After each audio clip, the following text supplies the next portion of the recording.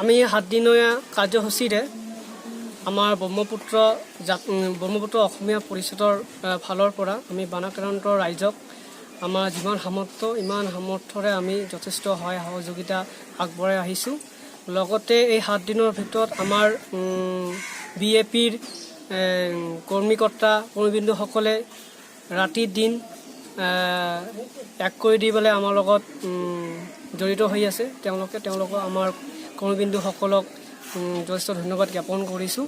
আৰু লগতে আমি আৰু 3 দিনীয়া কাৰ্যসূচীৰে আমি গাঁও অঞ্চলত আমি সোমাই কেনে তেওঁলোকৰ বুজ ল'ম, তেওঁলোকে কি ধৰণৰ অসুবিধা ভুগি আছে। লগতে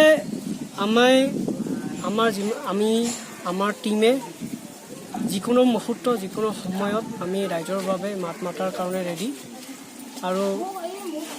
আৰু সকলো ৰাইজক আমাৰ বিএপি ব্ৰহ্মপুত্ৰ অসমীয়া পৰিষদক দলে বলে যোগদান দিবলৈ আহ্বান জনালোঁ।